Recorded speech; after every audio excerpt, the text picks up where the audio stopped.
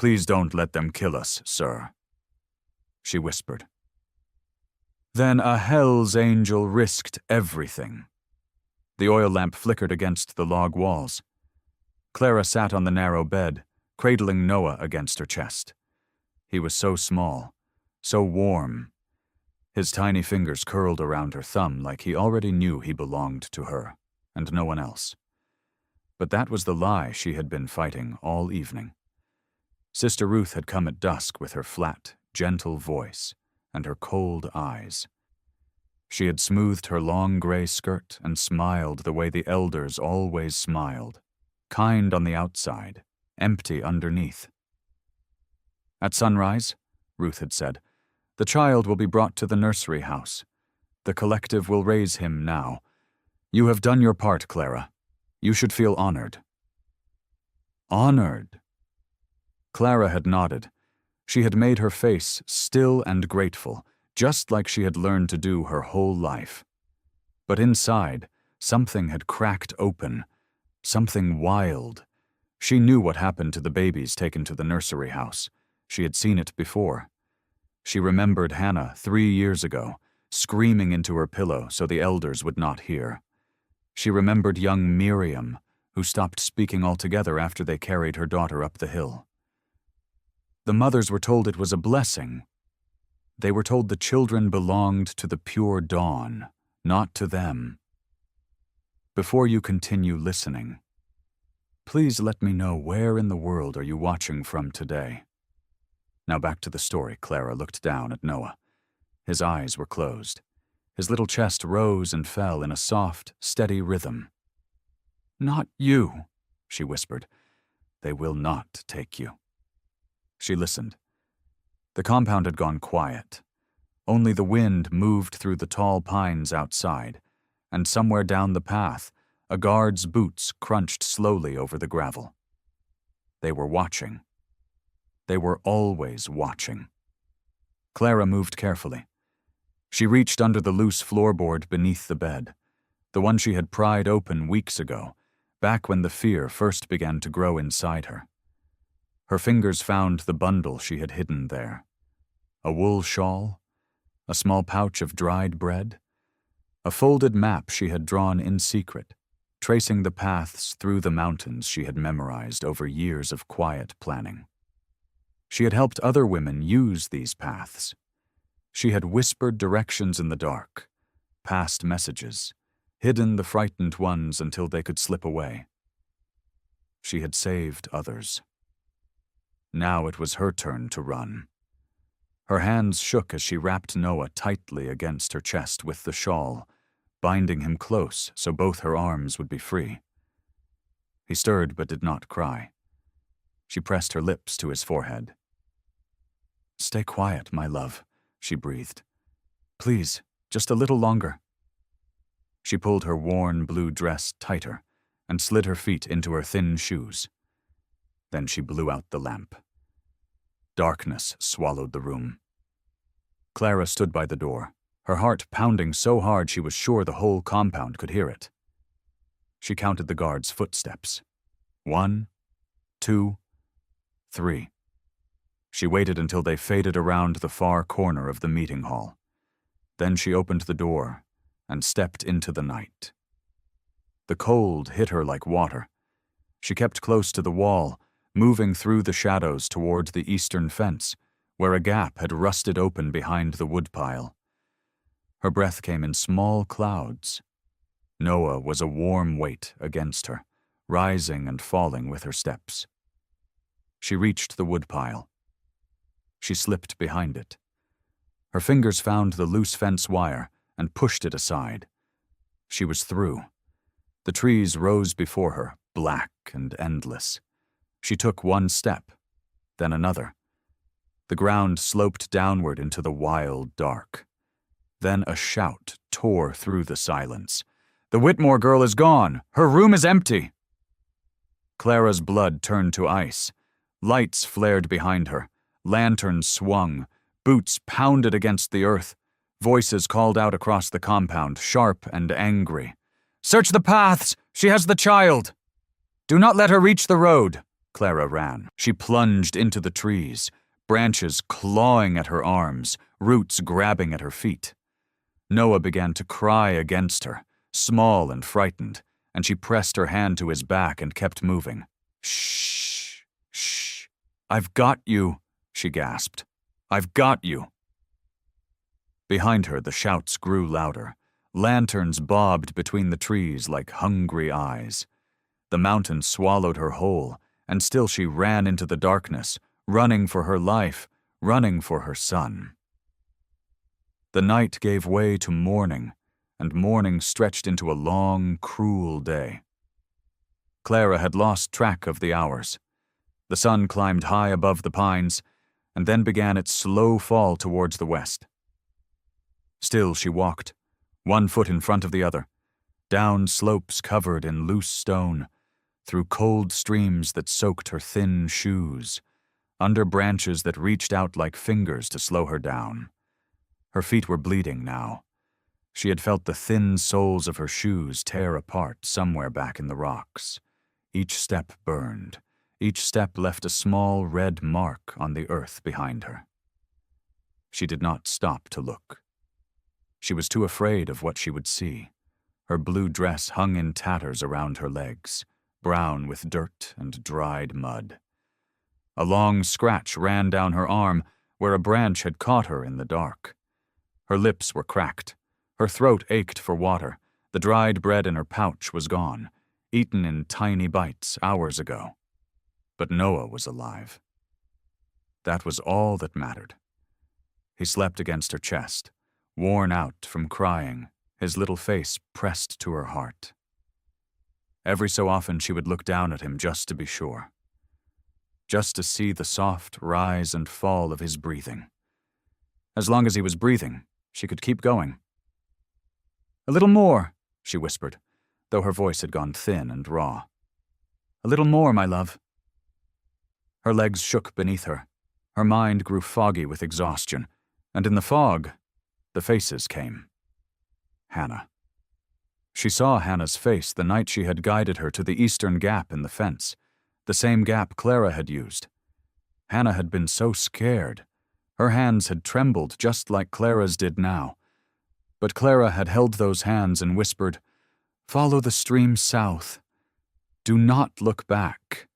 You are stronger than they told you." Hannah had made it out. Clara had heard, months later, through a folded note passed in secret, that Hannah was living free in a town she had never seen. Safe. Alive. Miriam. Poor Miriam, who had lost her daughter and stopped speaking. Clara had not been able to save Miriam's child. That failure sat in her chest like a stone, heavy and cold. But she had sat with Miriam in the dark, night after night, holding her hand so she would not be alone. So many faces.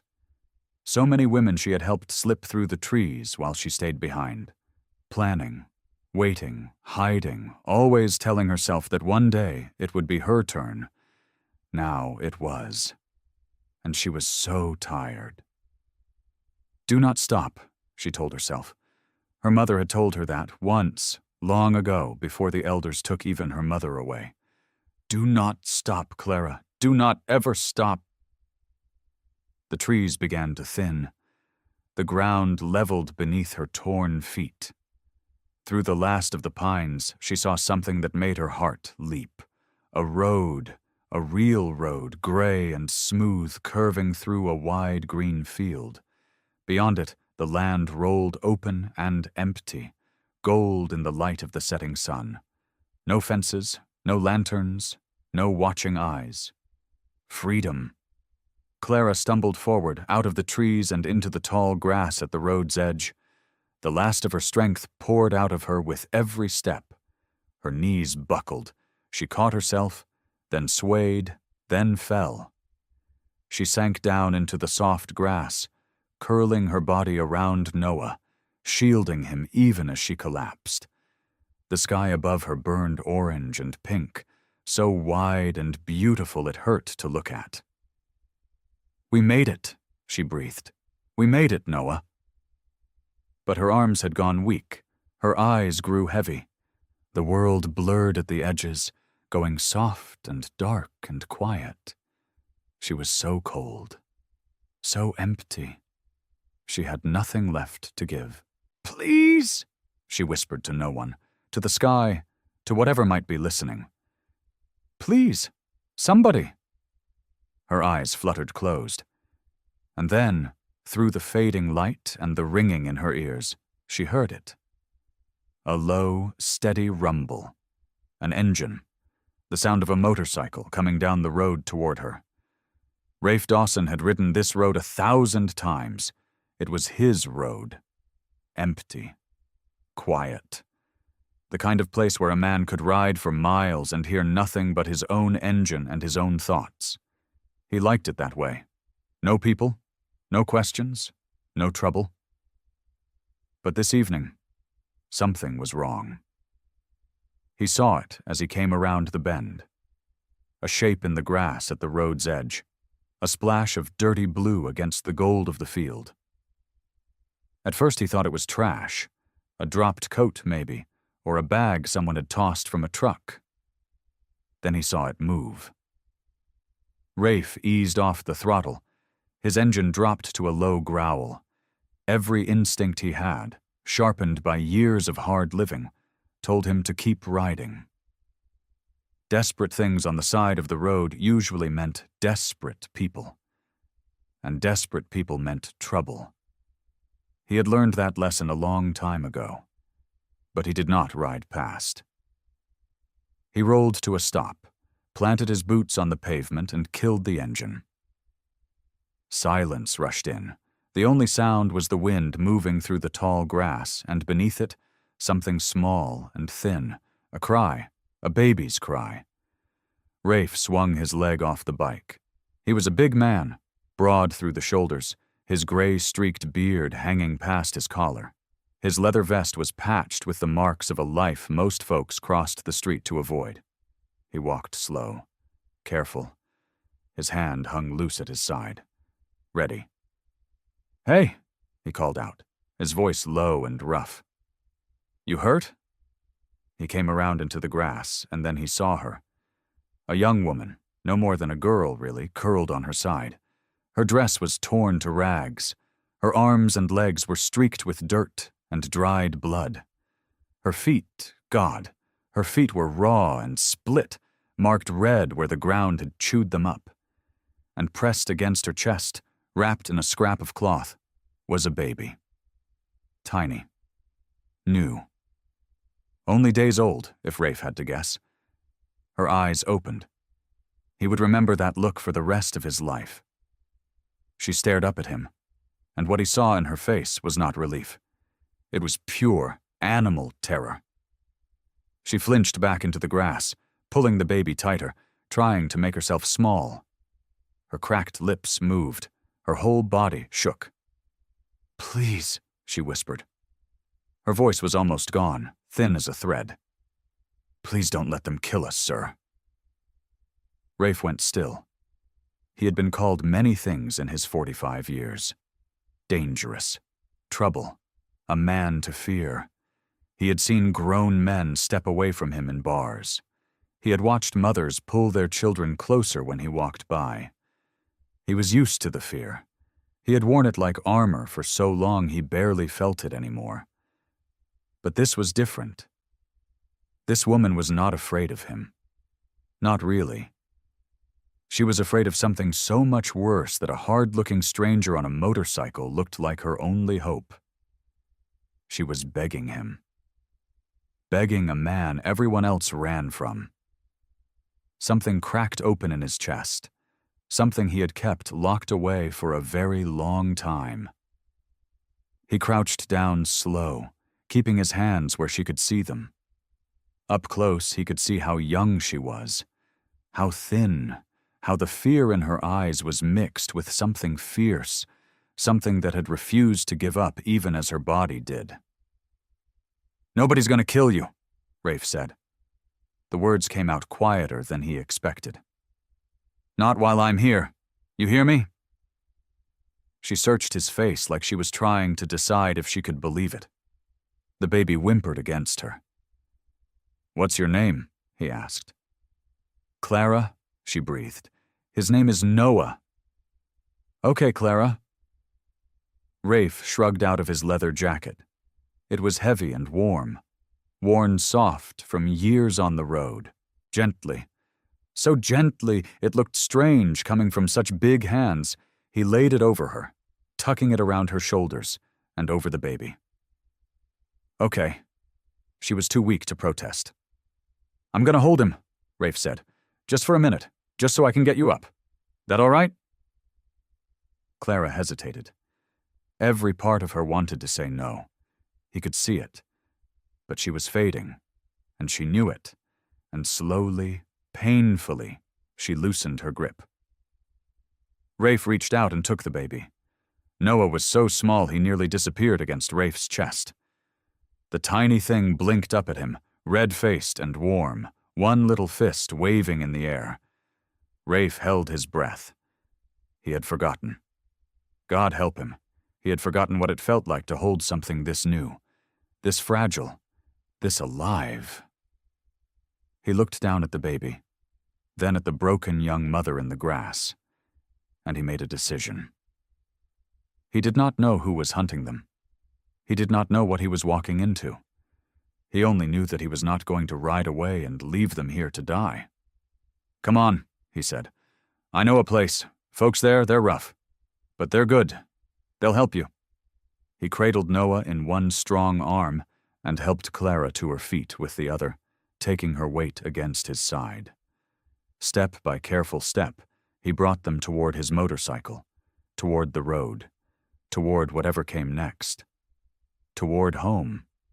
The clubhouse sat at the end of a gravel road, a low brick building with a tin roof and a row of motorcycles parked out front like sleeping animals. Warm light spilled from the windows. The rumble of Rafe's engine brought faces to the door before he even shut it off. Bear got there first. Marcus Bear Callahan was a mountain of a man, gray-bearded and thick through the middle, with hands the size of dinner plates. He came out wiping grease from his fingers with an old rag, and he stopped dead when he saw what Rafe was carrying. "Rafe," he said slowly. "What in the world is that?" More men gathered behind him, 6 of them, all leather and tattoos and hard miles. They stared at the young woman leaning against Rafe's side, at the tiny bundle tucked in his arm. "Found them on the county road," Rafe said. "She's hurt. Baby's hungry. Move." Nobody moved. "You can't just bring some stranger in here," one of the younger riders said. "We don't know her. We don't know who's chasing her. Could be a whole mess of trouble following her right through that door." Clara felt her heart drop. She knew this feeling. This was the moment they turned her away. This was the moment the door closed. She had seen it 100 times in her mind on that long walk through the dark, imagining every stranger who might look at her and decide she was not worth the risk. Her arms tightened around Noah on instinct, and she braced herself for the cold words that were coming. But then Bear looked at her. He looked at her split feet, her torn dress, the dried blood, the way she flinched even now. He looked at the baby's little red face. And something in the big man's expression changed. "Look at her, Tommy," Bear said quietly. "Just look at her." He shook his head. "Ain't no woman who did something wrong ends up looking like this. Somebody did this to her." He stepped aside and held the door open wide. "Get in here, darling," he said. "You're safe now."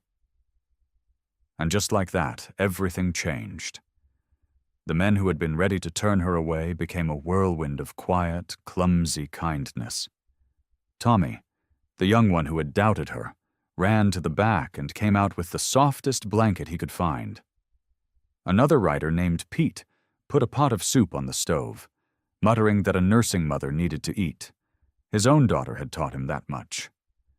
Bear cleared off the big, worn couch and stacked pillows against the arm. Nobody asked her hard questions. Nobody demanded to know who was after her. They just moved around her like she was something precious that had washed up on their shore, and they were all afraid of breaking her. Clara sat on the couch, stunned. A bowl of hot soup was pressed into her hands. A blanket was tucked around her shoulders. Someone brought a warm, damp cloth for her feet, and Bear knelt down in front of her, this enormous, frightening man, and cleaned the dried blood away as gentle as a nurse. "Easy now," he murmured. "I got you." She had never in her whole life been touched with such care by a stranger. Tears slid down her cheeks, and she did not even try to stop them. Within the hour, a man arrived who Rafe called Doc. He had been a real doctor once, before the road, and he still kept a black bag under his bunk. He checked Clara over with careful hands and a soft voice. He listened to Noah's tiny chest, counted his fingers and toes, and pressed his big palm flat against the baby's belly. "They're gonna be all right," Doc said at last, straightening up. "She's dehydrated and beat up bad, but nothing broken. The little one's healthy. Strong set of lungs on him." He smiled. "They're safe." Safe. Clara let the words sink into her bones. She had run so long and so hard that she had forgotten what it felt like to stop. Now, warm and fed, with her son sleeping full against her chest, and rough, gentle men keeping watch at the door, her body finally believed the danger was behind her. Her eyes grew heavy. She fought it at first, out of old habit. But the couch was soft, and the blanket was warm, and Noah's little breaths were slow and even against her. For the first time in more years than she could count, Clara let herself close her eyes and truly sleep.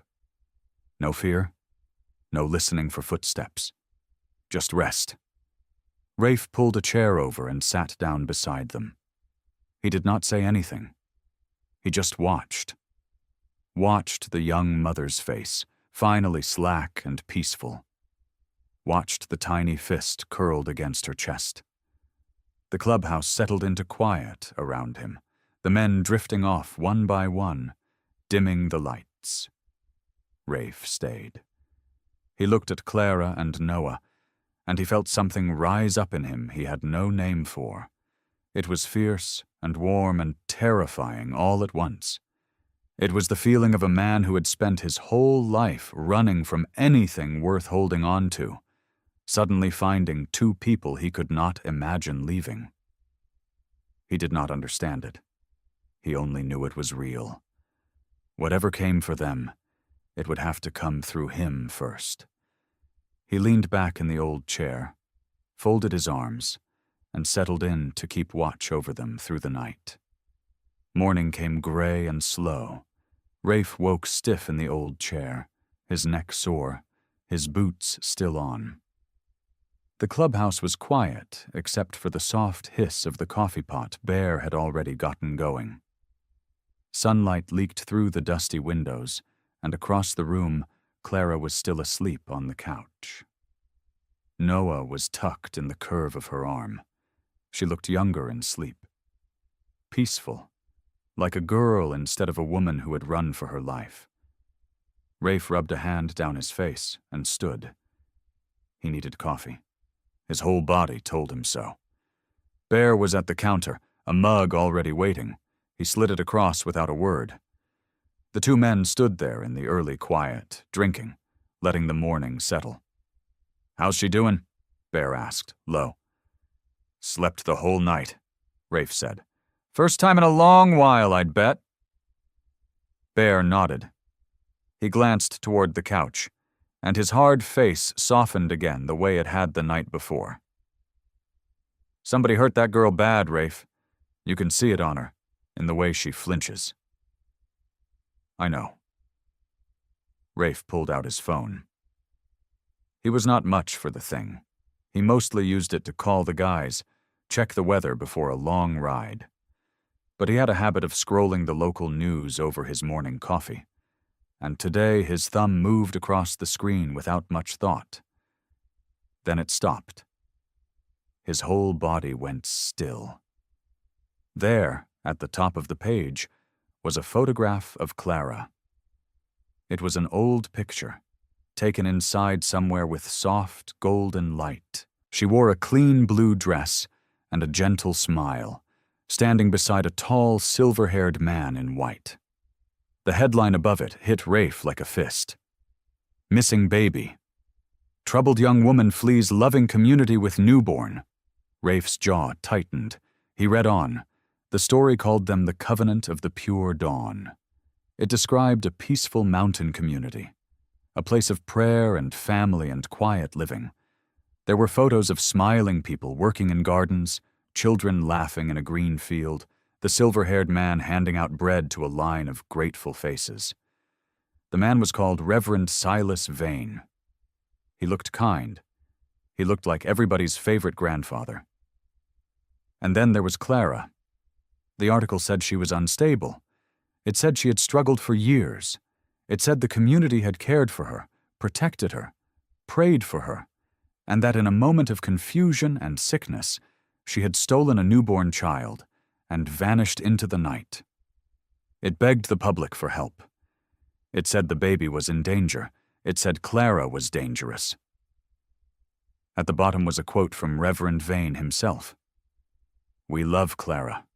We only want her home safe and the child returned to his family. We forgive her. We are praying she finds her way back to us." Rafe read it twice. His hand had curled so tight around the phone that his knuckles had gone white. Lies. Every word of it. He did not have proof. He did not know the whole story yet. But he had seen her feet. He had seen the blood, the torn dress, the way she had whispered, "Please don't let them kill us," like it was the last breath she had. No sick, confused woman ran through mountains barefoot for hours to protect a child she meant to harm. That was not what fear looked like. Rafe had seen enough real fear in his life to know the difference. "Rafe?" Clara's voice was small. He looked up. She was awake, sitting up on the couch with Noah against her shoulder. Her eyes were on the phone in his hand, on his face. She had seen something there, something that scared her. "What is it?" she whispered. Rafe hesitated. He did not want to show her. But she was already reaching, already pushing back the blanket, already needing to know. He crossed the room and knelt in front of her, the way Bear had the night before. Slowly, he turned the phone so she could see. Clara went still. Her eyes moved across the screen. He watched the color drain from her face. He watched her lips part. He watched her read the word dangerous, the word stolen, the word forgive, and he watched something inside her break clean in two. "No," she breathed. No, that isn't what happened." "I know," Rafe said. "They're going to believe it." Her voice climbed, thin and shaking. She pulled Noah tighter, rocking without knowing she was doing it. "Everyone. The whole world is going to see that and believe every word. They always do. He's so good at it. He smiles and he talks so gentle and everybody just believes him." Tears spilled over, running fast down her cheeks. "They'll say I stole my own baby. They'll take him. They'll take Noah and give him right back to them and everyone will thank them for it. Clara, you don't understand." She was crying hard now, her whole body trembling. "Nobody ever believes me. Nobody ever has." Rafe reached out and put one large hand over her shaking ones, gentle as he knew how to be. "Hey," he said. "Look at me." She lifted her wet eyes to his.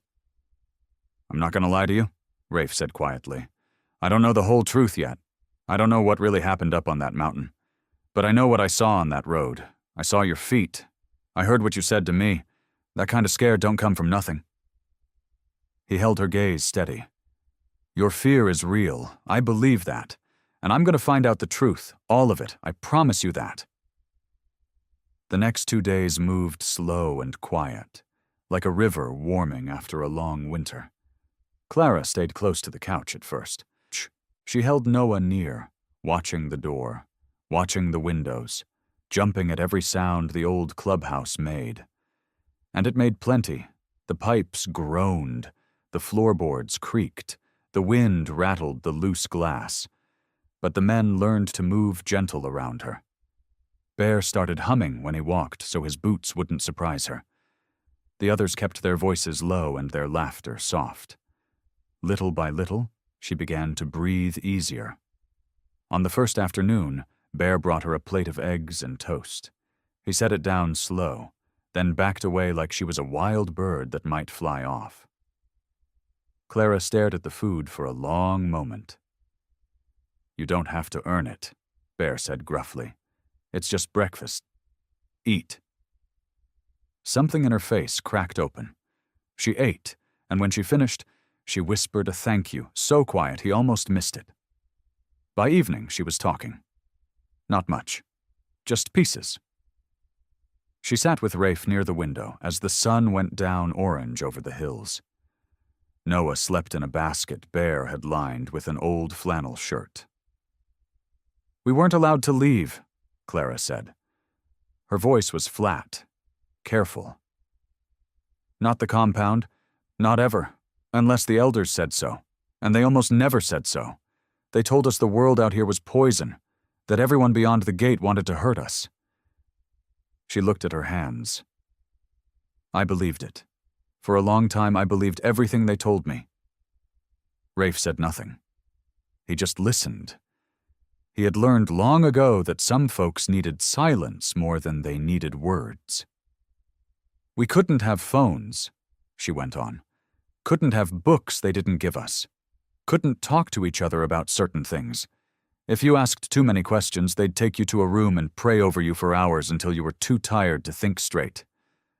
She swallowed hard. "They called it cleansing."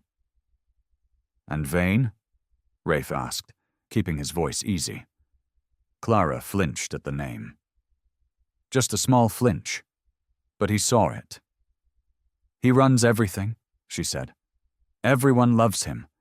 They think he's holy. He can look at you and make you feel like the most important person in the world, or like you're nothing at all. He chooses which one." She pulled her knees up. "That's all I want to say about him. For now." Rafe nodded. He did not push. He noticed she was careful. She talked about the rules, the fear, the way they controlled every hour of the day. But whenever the talk drifted toward names, toward other people, she went quiet and changed the subject. She was protecting somebody. That much was clear. He filed it away and let her keep her secrets. On the second night, Clara finally slept in a real bed. Bear had cleared out the back room and hauled in a mattress. Rafe carried Noah's basket in and set it down beside her. "Rest," he said. "Nobody's getting past these walls." She looked up at him with something soft and unsure in her eyes. Trust, maybe. The very first seed of it. The next morning, Rafe went looking for Clara's things. Her blue dress was ruined, torn, and stained past saving, but she'd asked him to keep it. He gathered it up along with the small cloth bundle she'd been clutching that first night on the road. He remembered how she'd held it. Tighter, almost, than she'd held the baby. He set it on the table and unwrapped it slow. Inside was not food, not clothes, not the things a woman running for her life would grab. It was paper. Pages and pages of it, folded tight and worn soft at the creases. Rafe smoothed one open. His eyes moved down the page, and his coffee went cold in his hand. Names, dozens of them. Women's names, written in small, careful handwriting. Beside each one was a date. And beside the dates were notes. Left in spring.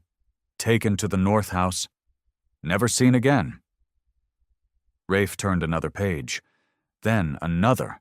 His heart began to pound. She hadn't just run.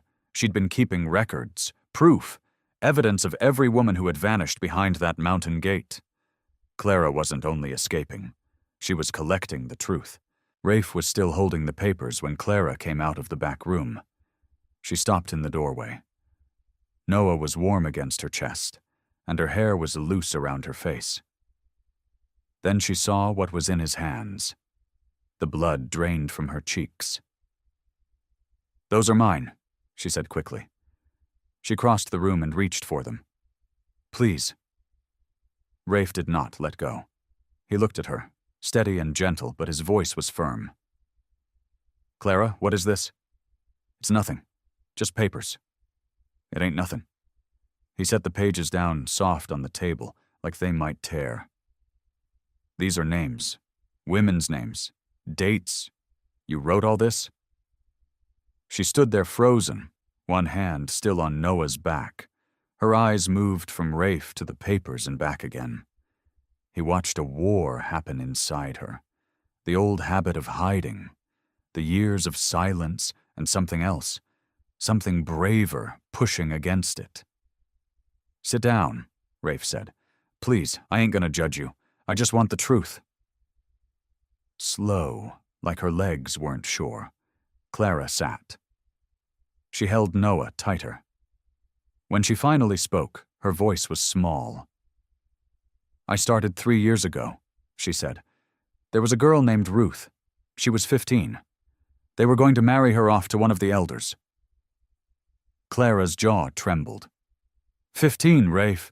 She cried every night. Nobody would help her. Everybody just looked away. Rafe sat down across from her. He said nothing.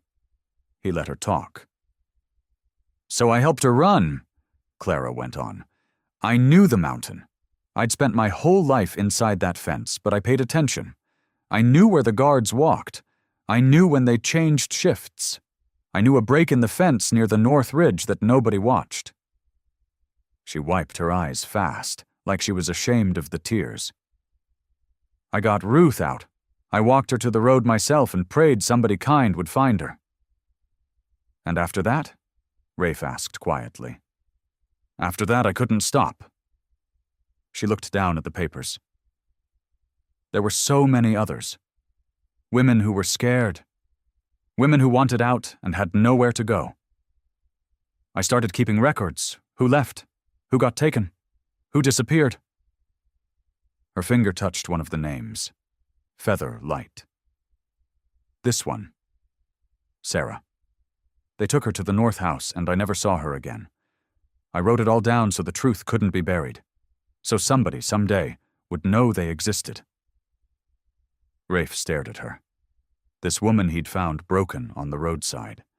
This trembling girl who jumped at every creak in the walls. She wasn't just a victim. She was a rescuer. "How many?" he asked. His voice had gone rough. "How many did you get out?" Clara was quiet for a long moment. 11, she whispered. 11 women. Some had children. Rafe leaned back. He rubbed a hand over his beard.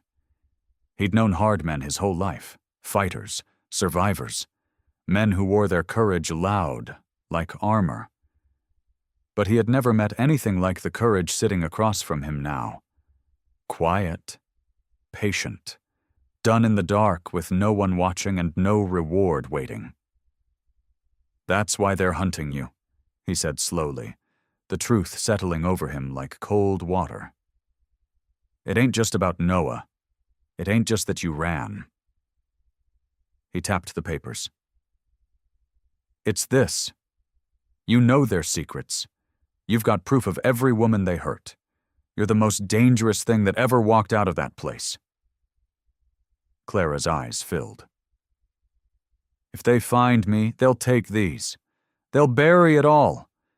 And then it'll be like none of it ever happened." "They ain't gonna find you." Rafe reached across the table and, careful, folded the papers back into their bundle. "And this is gonna be the thing that brings them down. You hear me?" For the first time, something like hope flickered in her face. That night, long after Clara and Noah had fallen asleep, Rafe sat alone by the window with the papers locked in a drawer beside him. His phone buzzed against the table. He picked it up. The number was blocked. The message was short. I know the truth about Clara. I know why she really ran. Meet me before they find her. And be careful who you trust in that clubhouse. Someone close to you knows more than they're letting on. Morning came gray and slow. Rafe hadn't slept much. The message sat in his head all night, sharp as a splinter. Be careful who you trust in that clubhouse. He walked into the main room where the coffee was already going. Bear stood at the counter, big shoulders hunched, stirring sugar into a chipped mug. 2 younger riders played cards at the corner table. A radio hummed low. Rafe poured himself a cup. He watched them without seeming to. You sleep all right? Bear asked. Not really. Rafe took a slow sip. Anybody come through here yesterday? Anybody I don't know? Bear frowned. Just us. Why? No reason. But his eyes moved across the room, weighing each face. Men he'd ridden with for 20 years. Men he'd bled for. And now he was studying them like strangers, looking for a lie hidden behind a familiar smile. It made his stomach turn. He hated it. Something wrong, Rafe? One of the younger men asked. His name was Ty. Good kid. Or so Rafe had always thought. You've been on your phone a lot lately, Rafe said. It came out harder than he meant. Ty blinked. Talking to my girl. That a crime now? The room went quiet. Even the radio seemed to shrink. Bear set down his mug with a heavy clunk. You want to tell us what's going on? Bear said. His voice was calm, but there was steel under it. You're looking at us like we did something. Rafe rubbed a hand over his beard. He wanted to trust them. God, he wanted to. But the note had done its work. It had planted doubt in the one place that had always felt like home. It's nothing, he said finally. Forget it. He walked out before anybody could push.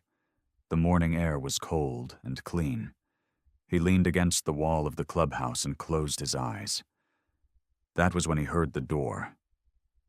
Clara stood there, Noah bundled against her chest. She had heard everything. He could see it in her face. You're fighting with them, she said softly. Because of me. No. Don't lie, Rafe. She came closer. Her eyes were tired but sharp. I know what it looks like when trust breaks. I lived my whole life watching people turn on each other. She looked down at Noah, then back up. I did this. I brought this here. This was the only place I ever felt safe, and now I'm poisoning it. Hey. Rafe pushed off the wall. He stood in front of her, tall and steady. You listened to me. You didn't bring nothing. Those people brought it. The ones chasing you, not you. He put a careful hand on her shoulder. This here is my family, and family fights sometimes. That don't mean it's broke. Her chin trembled. What if it is, though? What if somebody in there really is working with them? Rafe didn't answer, because he didn't know. I got a message last night, he admitted. Somebody says they know the truth about you. Says I should be careful who I trust. He watched her face fall. I didn't want to scare you. Clara wrapped her arms tighter around Noah. Then whoever sent it knows something real. Before Rafe could answer, his phone buzzed again. He pulled it out slow. Same blocked number. Same short words. Old gas station on Route 9, 10 miles past town. 2 o'clock. Come alone. What I have will end them for good. But if they know you're moving, they'll bury it forever. Rafe read it twice. His jaw tightened. What is it? Clara asked. Nothing. Business. He slid the phone into his pocket. I got a ride out this afternoon. Bear'll stay with you. You'll be safe. Clara stared at him. She wasn't a fool. She had spent years reading the faces of people who lied to protect her. And she knew that look. It's about me, she said. Isn't it? Clara? Don't." Her voice was quiet but firm, a new strength in it. "You said this could bring them down. If somebody has proof, I need to be there. This is my fight, Rafe. Mine more than anybody's. It could be dangerous. Could be a trap." "Then you shouldn't go alone, either." Rafe shook his head. "You're staying here." But when 2 o'clock came, and Rafe pulled his bike out onto the empty road, he didn't see the old truck that rolled out behind him a minute later. Clara had made up her mind. She was following. The old gas station sat like a ghost at the edge of the road. Rusted pumps, broken windows, weeds pushing up through cracked concrete. Rafe slowed his bike and killed the engine. The silence pressed in around him. He climbed off slow. His eyes moved everywhere at once. Old habits. "I know you're here," he called out. "Come on out." A man stepped from behind the building. Tall, lean, a dark jacket zipped to the throat. He had a careful way of moving, like a man who had spent years watching his own back. His eyes were sharp but tired, and there was something in his face that made Rafe stop cold. Something familiar. "You Rafe Dawson?" the man asked. "Depends who's asking." The man held up both hands, showing they were empty. "My name is Daniel. I'm the one who sent the messages." He took a slow step closer. "I'm not here to hurt anybody. I'm here because you have my sister." Rafe's whole body went still. "Your sister." "Clara." Daniel's voice cracked on the name. He swallowed hard. "Clara Whitmore. She's my little sister. I've been looking for her for 8 years. Rafe stared at him. He saw it now. The same shape to the eyes, the same stubborn set of the jaw. He'd seen that face on Clara 100 times. "She thinks everybody from that place forgot her," Rafe said slowly. "I never forgot her. Not for one single day." Daniel wiped a hand across his mouth. His eyes were wet now, but his voice stayed steady. "I grew up inside the Covenant, same as her. When I got old enough to see what they really were, I tried to fight it. Tried to get people to listen. Tried to gather proof." He shook his head. "They found out. So one night I ran. I figured I could do more from the outside than dead on the inside." "And Clara?" "They told everyone I abandoned my family, that I turned my back on God and ran off." His jaw tightened. "I couldn't get her out, not then. She was just a kid. So I promised myself I'd build a case so big it would burn the whole thing down. Every year I got a little more. Names, money records, women who got out and were brave enough to talk." He pulled a worn leather bag off his shoulder and held it up. "It's all in here. Everything they've done. Enough to end Silas Vane for good?" Rafe looked at the bag, then back at the man's face. "Why come to me? Why not the cops?" "Because the cult owns half the story already. They've got money and lawyers and a whole town believing their lies. If I walk into a police station alone, they bury me and this evidence disappears." Daniel took another step. "But bikers, a whole brotherhood standing behind a mother and her child, that's harder to silence." He looked Rafe dead in the eye. "You stopped for her on that road. You didn't have to. That tells me the kind of man you are." For a long moment, Rafe said nothing. The wind moved through the broken windows and made a low, hollow sound. Then, from behind him, a voice. "Daniel?" Rafe spun around. Clara stood beside the old truck. Noah clutched tight against her chest. Her face had gone pale as snow. Her eyes were huge, locked on the man in the dark jacket. "Clara." Rafe stepped toward her. "I told you to stay put." But she didn't hear him. She was already walking, slow at first, then faster, her boots crunching over the gravel. "Daniel," she said again. Her voice broke into pieces. "It's really you." Daniel dropped the bag. It hit the ground with a thud. "Clara." She reached him, and he pulled her in, careful of the baby between them, wrapping both of them in his arms. Clara made a sound Rafe had never heard from her before. Not fear, not grief. Something that had been locked away for years and finally broke loose. "I looked for you," Daniel whispered into her hair. "Every day. I never stopped. I'm so sorry it took me this long." "They said you left us," Clara cried. "They said you didn't care." "They lied. They always lied." He held her tighter. "I'm here now. I'm here." Rafe stood back, giving them the moment. His throat felt thick. He looked at the two of them, brother and sister, holding on like they were afraid the world might pull them apart again.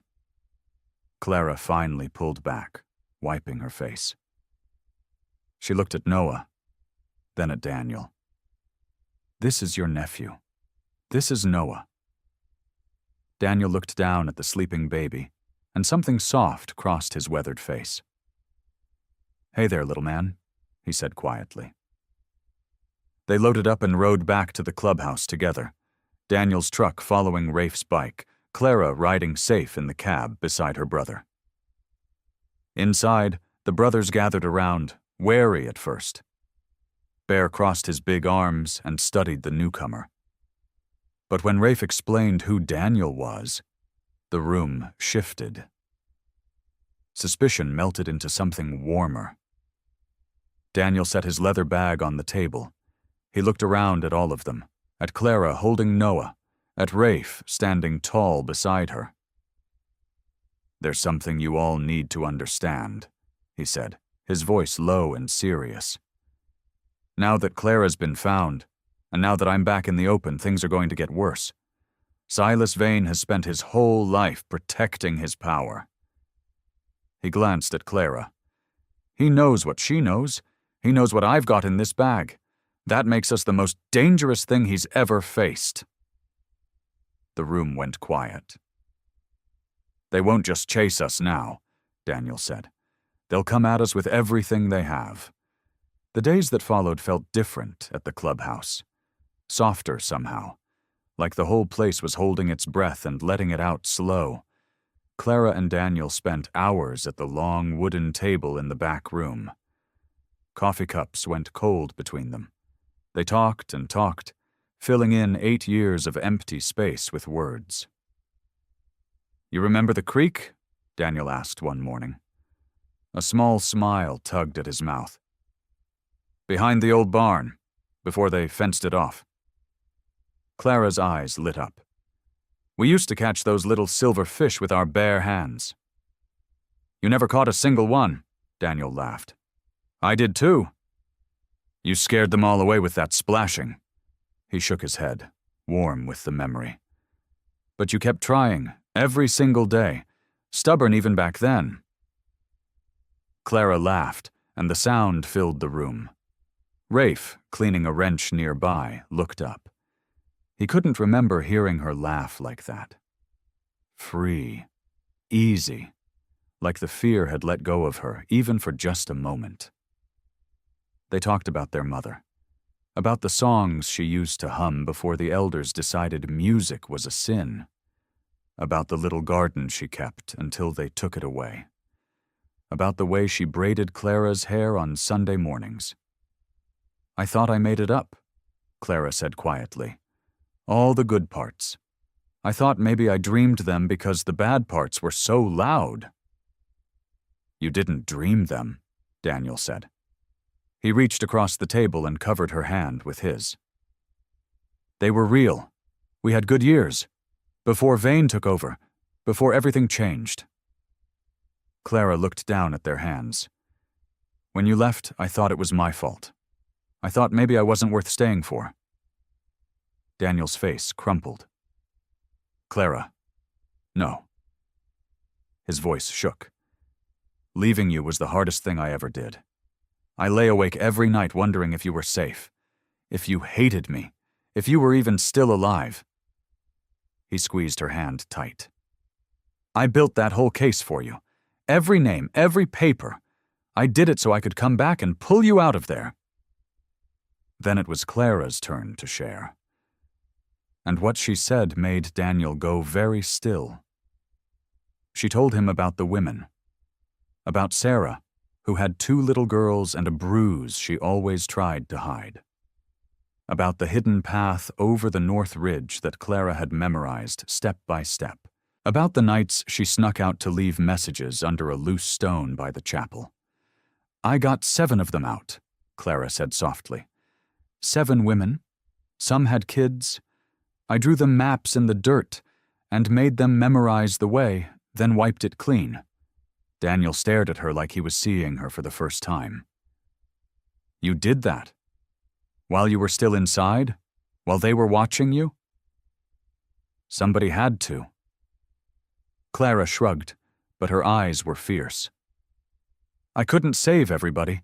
I couldn't save myself, but I could give a few of them a running start." Daniel pressed a hand over his mouth. When he spoke, his voice broke. "I spent 8 years thinking I was the one fighting, and you were in there the whole time, doing the same thing. Braver than me?" "We were both fighting," Clara whispered. "We just didn't know it." From across the room, Rafe watched them. He leaned against the door frame with his arms crossed, the wrench forgotten in his hand. Something in his chest ached, warm and strange. These 2 people had lost everything. And now, piece by piece, they were building it back. Noah stirred in the little bassinet Bear had fixed up from an old crate and a soft blanket. The baby made a small fussing sound. Clara moved to stand, but Rafe was already there. "I got him," Rafe said. He scooped the baby up, careful, one big hand cradling the small head. Noah blinked up at him. And then, without a sound, the baby reached out.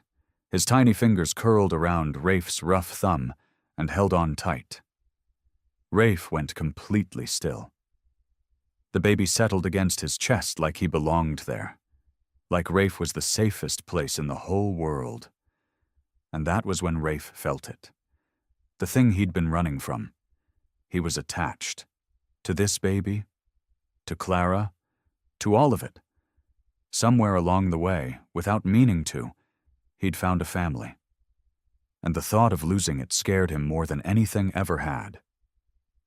The evening light turned gold, then soft and gray. The garage smelled of oil and warm metal. Rafe knelt beside his bike, a rag in one hand, tightening a bolt that maybe didn't need tightening. Some men prayed. Rafe worked on engines. It was the same thing, really. Clara sat on an old wooden stool nearby, Noah asleep against her shoulder. She had been watching Rafe for a while now. Not the way most people watched him, with fear or worry. She watched him the way she used to watch the sky before a storm. Reading it. Learning it. "You do that when something's bothering you," she said. Rafe glanced up. "Do what?"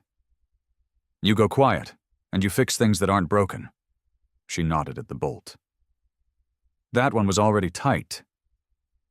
Rafe let out a short breath, almost a laugh. He sat back on his heels and wiped his hands slow. For a long moment he said nothing. The wrench clinked as he set it down. "You see too much," he said. "You know that?" "I had a lot of practice," Clara said gently. "You learn to read people when reading them keeps you safe." Rafe understood that. He understood it too well. He looked down at his hands. Big hands. Scarred knuckles. Hands that had swung fists and slammed doors and pushed away everyone who ever tried to get close. "I had a daughter," he said. The words came out rough, like they'd been sitting in his throat for years, waiting. Clara went still. She didn't rush him. She just waited, the way he had waited for her. "Emily," Rafe said. His voice softened around the name. "Sharp as a tack, stubborn like her old man." He shook his head. "Her mama and me, we didn't work out. Things got hard. And when things got hard, I got mean. Not with my fists, with my words, with my silence." He picked up the rag again, then set it down. Emily needed me. There was a bad stretch, her mama was sick, and Emily needed me to just be there. Just show up, and I couldn't do it. Why not? Clara asked. Soft, no blame in it. Pride, mostly. Rafe's jaw tightened. I told myself I wasn't the kind of man who belonged in a kitchen making pancakes and going to school plays. I told myself she was better off without a guy like me hanging around. Guys in this life, we get good at lying to ourselves. It hurts less than the truth. He stared at the concrete floor. So I pushed. Every time she reached for me, I stepped back, told myself it was for her own good, and one day she stopped reaching. He swallowed hard. She grew up, moved on, built a whole life I got no place in, and that's on me. Nobody else. Just me. The garage was quiet. Somewhere outside, a cricket started up.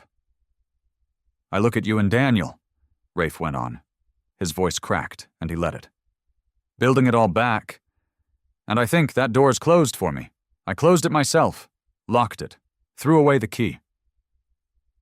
He finally looked at her, and his eyes were wet in the low light. A man doesn't get that many chances, Clara, and I spent mine being angry. Clara was quiet a moment. Then she stood, careful of the sleeping baby, and crossed the small space between them. She lowered herself onto an upturned crate so she was level with him. You want to know what I see? She asked. Rafe didn't answer. He couldn't. I see a man who caught a baby before I could even stand up. A man who gave a stranger his jacket on a cold road and didn't ask for a single thing back. Her voice was steady and sure. The elders told me all my life that I was born broken, that my past made me worthless, that once you're marked, you stay marked. She shook her head slowly. It was a lie, Rafe. It's the biggest lie there is. She reached out and touched his hand, the way Daniel had touched hers. Your past isn't the man you are, she said. The man you are is the one you choose to be, right now, today. And I've seen who you choose to be, every single day since that road. Rafe stared at her. At this woman who had lost everything and still had faith left over to hand to someone else. Something in his chest, something old and hard and locked up tight, began to loosen. Maybe, he thought. Maybe a man like him could deserve another chance at family after all. The clubhouse looked different that morning. The old pool table, scarred with decades of cigarette burns and spilled beer, was covered in paper now. Stacks of it, folders and photographs and handwritten notes. The men who usually leaned against the walls trading jokes stood quiet, sleeves rolled up, sorting through it all like they were handling something holy. Bear moved a cup of coffee out of the way with surprising care. All right, he said. Let's figure out what we got. Clara sat at the head of the table. Noah slept in a padded crate beside her, one that the bikers had lined with soft blankets and, for reasons no one explained, a tiny stuffed motorcycle. She looked at the papers spread before her and took a slow breath. The covenant keeps everything, she said. That was always their mistake. They wrote it all down because they believed no one would ever leave to tell it. She pointed to a rough map she had drawn from memory. Every path, every building, every locked room.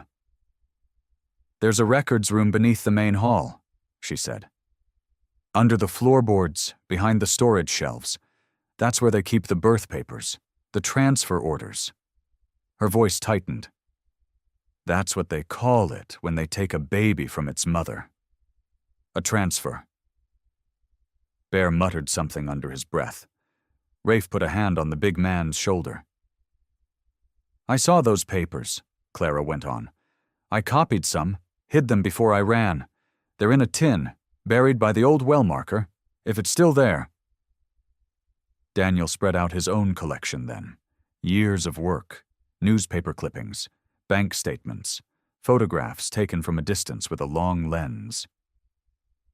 I've been building this since I got out, he said. His hands were steady, but his jaw was tight. Financial records. The Covenant takes everything from its members. Land, savings, inheritances. Then Silas moves the money through 3 different accounts. I traced them. All of it ends up in one place. His. He laid down a photograph. A man in clean white clothes smiling at a crowd. Reverend Silas Vane. He tells them to give up everything for the collective, Daniel said. Then he buys himself a lake house 2 states over. Clara stared at the photo. For a long moment, she didn't speak. Then she reached out and turned it face down on the table. He always smiled like that, she said quietly, right before something bad happened. Rafe watched her. He saw the fear flicker across her face, then the way she pushed it down and lifted her chin. Brave. She was so brave, and she didn't even know it. We match your papers to Daniel's, Rafe said. The transfer orders to the money, the abuse to the cover-up. We show it all together. Evelyn Carter sat near the window, her gray hair pulled back, her hands folded in her lap. She had been listening the whole time. Now she leaned forward. I remember 3 mothers, she said, her voice thin but sure. 3 that lost their babies the way you almost did. I know their names. I know where 2 of them went after they finally got out. She looked at Clara. They were too scared to speak before. If they see you standing up, maybe they won't be anymore. The room went still. Bear pulled out a chair and sat down heavily beside Evelyn, like her words had taken the strength from his legs. They worked all day, sorting, matching, building the story piece by piece until the pool table told the truth no one had been able to tell before. By evening, Daniel stepped back and looked at it all. He rubbed his eyes. This is enough, he said. His voice shook. Clara, this is enough to bring the whole thing down. For the first time, hope moved through the room like warm air. Then the phone rang. Daniel answered it. The others watched his face change. The color drained from it. He listened. He said nothing. Slowly, he set the phone down. That was my contact at the county office, he said. Silas has friends we didn't know about. People with power, judges, lawyers. He looked at Clara, and his eyes were full of dread. They're not waiting for court, Clara. They filed to take Noah. They're coming for your son. The words hung in the air like smoke that would not clear. Clara stood up so fast her chair scraped against the floor. Noah stirred in his crate, but did not wake. She pressed both hands flat against the pool table, staring at all their careful work. And now it looked like nothing. Just paper. Just ink. They can't, she whispered. They can't take him. Daniel moved toward her, but she pulled back. Tell me exactly what they said, she demanded. Every word. Daniel's throat worked. They filed papers this afternoon. Emergency custody. They're saying you're unstable. That you ran because you weren't well. He paused. And they named Rafe, his record, his club. They're calling this place dangerous. They're saying no child is safe around a man like him. The room went silent again. All those big men, quiet as church mice. Clara felt her legs go weak. She sank back into the chair. Her hands started to shake, and she couldn't make them stop. This is how they do it, she said. Her voice came out small and far away. They did it to everyone. They tell a lie so many times that it becomes the truth. And people believe them. People always believe them. She looked up, and her eyes were wet and wild. They're going to believe them again. A judge is going to look at me and see exactly what Silas wants him to see. A crazy girl who stole a baby. And they're going to hand Noah right back to those people. She said the last part in barely a breath. Then she covered her face with her hands. Nobody spoke. Bear stared at his boots. Evelyn's lips moved in something like prayer. Rafe pushed off the wall. He crossed the room slow, the way you'd walk toward a spooked animal. He crouched down beside her chair so he was looking up at her instead of down. His knees popped. 45 years of hard living in those bones. "Clara," he said. She shook her head behind her hands. "Clara, look at me." Slowly she lowered her hands. Her face was streaked and blotchy. She looked like the girl he'd found on the road that night. Small. Terrified. Sure the whole world was coming to swallow her whole. "They're right about one thing," Rafe said quietly. "My record is ugly. I've done things I'm not proud of. A lawyer's going to read that list out loud in a courtroom, and every word of it's going to be true." He held her gaze. "So we're not going to fight them with lies. We can't. We've got nothing to hide behind, and I wouldn't want to hide even if we did." "Then how?" Her voice cracked. "How do we fight people who have judges in their pockets?" Rafe reached out and, careful as anything, laid his rough hand over her shaking one. She didn't pull away this time. "With that," he said. He nodded at the table. At the papers, at the map she'd drawn from memory and the tin buried by the well and the 3 mothers Evelyn remembered by name. With the truth. The whole ugly truth, laid out where everybody can see it. They built their whole world on people being too scared to talk. So we stop being scared. We talk louder than they do. Clara stared at him. A tear rolled down and dropped off her chin. "I've been scared my whole life," she whispered. "I know," Rafe said. "But scared people can still be brave. I've been watching you do it since the night we met." He squeezed her hand. "You didn't run from that place because you were weak. You ran because you were the strongest one there. That doesn't change now. Not when it counts the most." For a long moment she didn't move. Then something in her face shifted. The trembling in her hand grew still under his. "Okay," she breathed. "Okay. We fight with the truth." "Every bit of it," Rafe said. He stood, his hand still holding hers, and pulled her gently to her feet. "Starting right now." Behind them, Bear was already rolling his sleeves back down and then up again, like a man getting ready for a long night. Daniel picked up a pen. Evelyn reached for a fresh sheet of paper and began, in careful letters, to write down the first name she remembered. Outside, an engine roared past the clubhouse. Then another. Then a third. Too slow. Circling. The Covenant was not waiting anymore. The first knock came 3 days later. It was soft. So soft that Bear almost missed it over the clang of his wrench against the engine block. He wiped his hands on a rag and pulled the clubhouse door open. A woman stood on the step. She was maybe 60, thin as a reed, wearing a coat that had seen too many winters. Her hands were folded in front of her like she was holding something precious, though they were empty. "I heard," she said. Her voice shook. "I heard there was a girl here, one who got out, with her baby." Clara came around the pool table. Something in her chest went tight at the sight of the woman's face. She knew that look. She had worn it herself once. The look of someone who had spent years swallowing words that wanted to come out. "I'm Clara," she said. The woman's chin trembled. "My name is Ruth. I was in the Covenant for 31 years. She stopped, pressed her lips together. "They took my son when he was 2 days old, told me a good mother wouldn't cling, told me he belonged to everyone." A tear slipped down the deep lines of her cheek. "I never held him again, not once. And I told myself for 30 years that it was right, that I was the one who was wrong for hurting so bad." Clara crossed the room and took both of Ruth's cold hands in her own.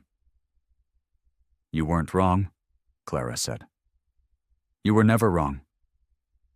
Ruth broke then. She cried the way a person cries when they have held it for decades, deep and silent, her whole body folding. Evelyn came and wrapped her arms around her, and the two old women held each other in the middle of that rough room full of bikers, and not one man looked away. That was the first knock. It was not the last. Word spread the way water finds cracks. Quiet at first, then everywhere. A phone call, a letter with no return address, a car parked at the edge of the lot for an hour before anyone had the courage to walk to the door. They came one by one, then two by two. A woman named Margaret, who had lost a daughter to the collective, and had spent 20 years pretending the child had never been hers. A younger woman, barely 30, who had escaped 4 years ago and had never told a living soul what she saw inside those walls. A man with a gray beard who had left as a teenager and still woke up some nights hearing the elders' voices in his head. They sat around the pool table where the maps and papers had been. They drank Bear's terrible coffee from mismatched mugs. And slowly, carefully, they began to talk. Clara listened to all of it. Every story cut her fresh.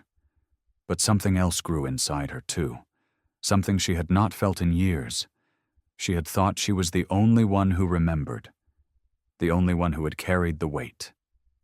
She had believed her pain made her alone. She had been so wrong. "I thought I was the only one who saw it," Margaret said one evening, her hands wrapped around her mug. "I thought if I said anything, they'd tell me I made it up, that I was sick in the head. So I kept quiet. All these years, I kept quiet." "So did I," Ruth said. "So did I," said the young woman.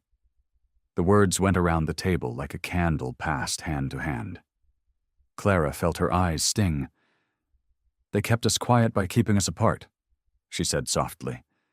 "They made each of us believe we were the only one. That's how they won." Evelyn reached across and took her hand. "Not anymore." Ruth set down her mug. Her hands did not shake now. She looked around the table at all those faces, worn and scared, and finally together, and she lifted her chin. "I'll tell them," she said, "in the courtroom. I'll tell the judge every word. Let them call me crazy. I don't care anymore." "I'll testify too," Margaret said. One after another, they nodded. They said it out loud. They agreed. Clara looked around the room, at the survivors who had come out of the dark, and for the first time she believed it with her whole heart. They could win. The covenant could fall. The story broke on a Tuesday morning. It started small, the way most true things do. A local reporter named Dana Klein had spent 2 weeks sitting at that pool table, listening. She had filled 3 notebooks. She had checked every fact twice, and when she finally wrote it down, she did not soften a single word. The headline read, "Inside the Covenant of the Pure Dawn, Mothers Speak." By noon, it was everywhere.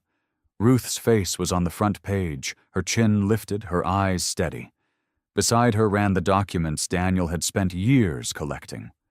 Birth records with mothers' names crossed out. Financial papers showing where the money really went. Letters in the elder's own hand, cold as stone, ordering children pulled from arms that had just brought them into the world. The story people had believed for so long began to crack. The peaceful mountain community, the loving family in the woods. It all came apart under the weight of the truth. Bear read the article out loud at the clubhouse, and when he finished, no one spoke for a long moment. Then Marcus set down the paper and looked at Clara.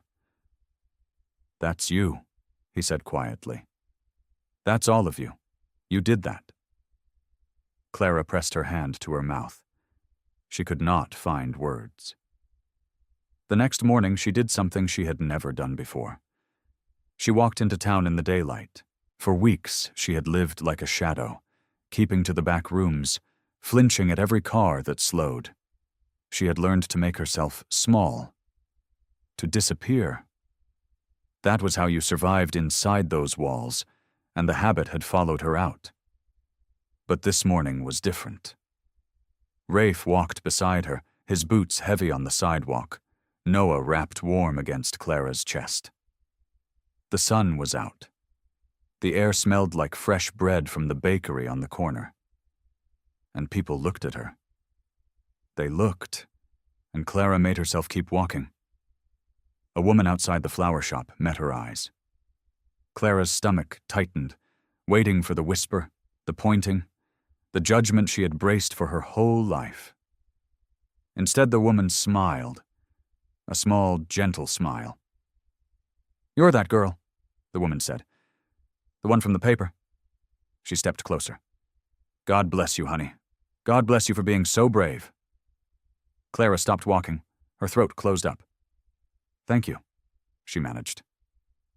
She had spent her whole life being told she was nothing, powerless, a girl who should keep her head down and swallow her voice. And here, on a sunny sidewalk in a town she barely knew, a stranger had called her brave. Rafe watched her face and said nothing, but he stood a little taller. The hearing began the following week. The courtroom was packed. Ruth sat in the front row in her old winter coat, back straight. Margaret was beside her. The young woman, the man with the gray beard. One by one they had come, and one by one they were ready. Silas Vane sat at the far table with his lawyers, wearing his calm public face, his voice smooth as river water. But the room did not lean toward him the way it once would have. The mask was slipping. Everyone could see it now. The judge listened. She read the documents. She heard Ruth speak of the son she never held, and her face did not stay neutral. She heard Daniel lay out years of careful evidence, piece by piece, until the whole shape of the thing stood plain in the light. And by the end of the first day, the tide had turned. The judge's questions grew sharp toward Vane's lawyers. Her voice grew warm toward Clara. It was not over. But everyone in that room felt it. The ground was shifting, and it was shifting towards the truth. That night, the clubhouse was loud with hope. Bear made his terrible coffee, and nobody complained. Someone found an old radio and turned it up. The survivors laughed, really laughed, in a way that seemed to surprise even them. Noah slept through all of it, tucked in a crib the bikers had built with their own rough hands. Clara found Rafe standing near the door, a little apart from the noise, the way he always was. She came and stood beside him. "You know," she said, "when I was on that road, I had stopped praying.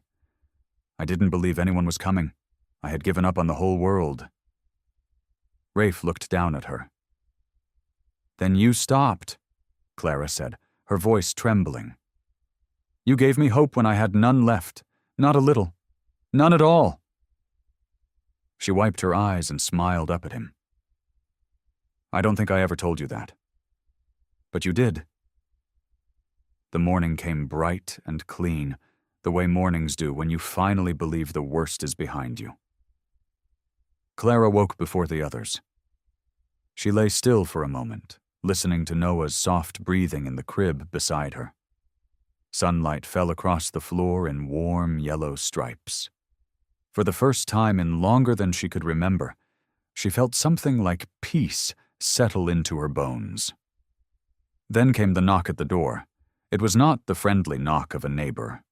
It was heavy, official. 3 sharp raps that made Clara sit up straight, her heart already climbing into her throat. Bear got there first. He opened the door, and his broad shoulders filled the frame. Beyond him stood 2 people in dark coats and a police officer, their faces set and serious. One of them held a folder. "We're looking for Clara Whitmore," the woman said. Rafe appeared from the hallway, still pulling on his jacket. He took one look at the coats and the folder, and something in his face went hard and still. "What's this about?" he asked. The woman glanced down at her paper. "We have a court order. New information came in this morning regarding the child's safety." She paused, and Clara saw pity flicker in her eyes before it was gone. "There are documents concerning Mr. Dawson, a criminal history, claims that he poses a danger to a minor." "That's a lie," Clara said. Her voice came out thin. "That's a lie, whatever they gave you. He saved us." The woman's face did not change. "The claims have to be investigated. Until then, the child will be placed in temporary protective care." The room seemed to tilt. Clara reached out and gripped the back of a chair. "No," she whispered. Daniel had come in behind them. He read the situation in a single glance. "These documents are forged," he said, stepping forward. "This is Vane. This is exactly what he does. He couldn't win with the truth, so he's poisoning the well." "Sir, I understand this is upsetting." The officer's voice was tired, almost gentle.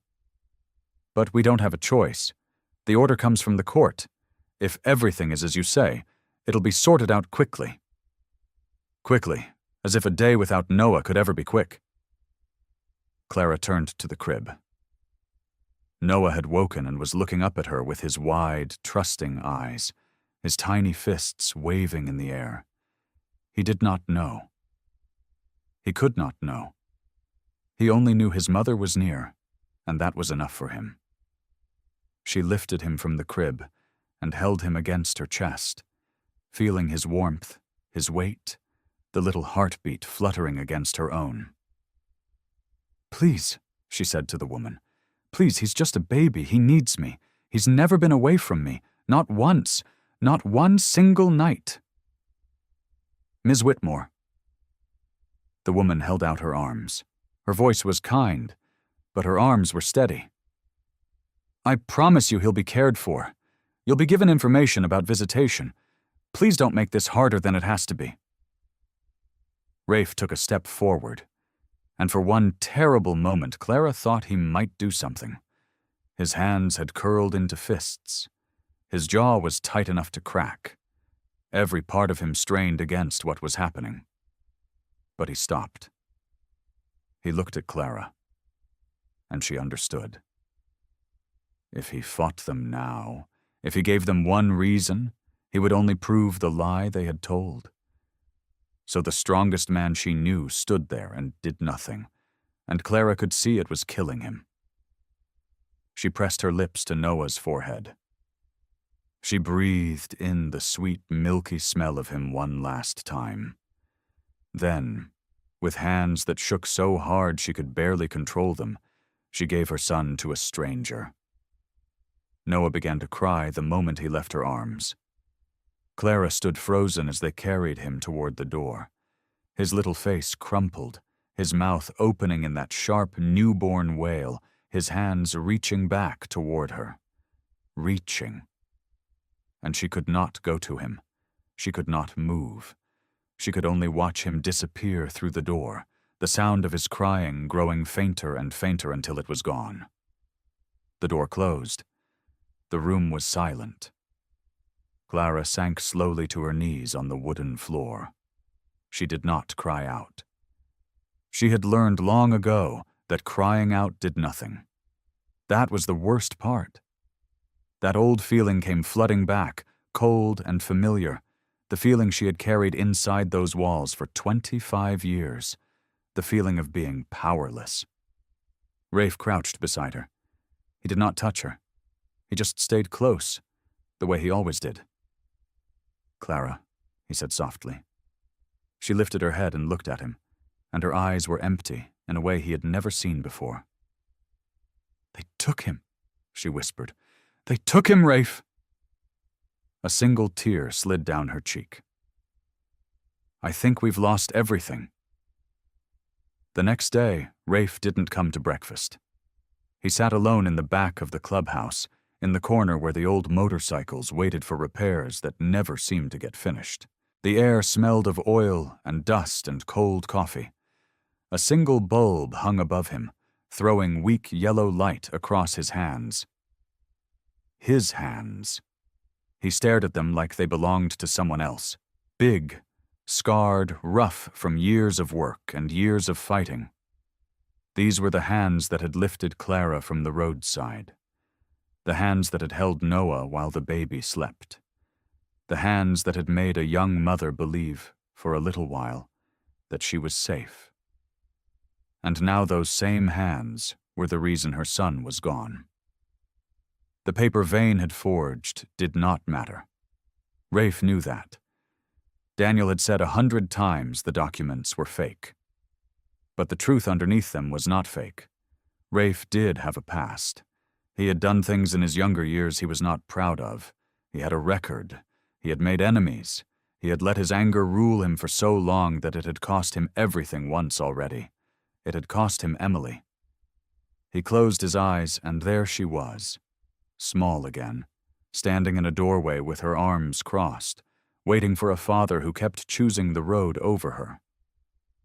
He had told himself back then that he was protecting her, that she was better off without a man like him in her life.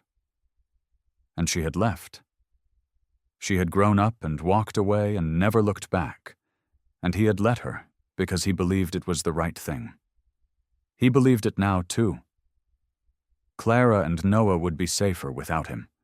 The court had said so. The whole world had said so.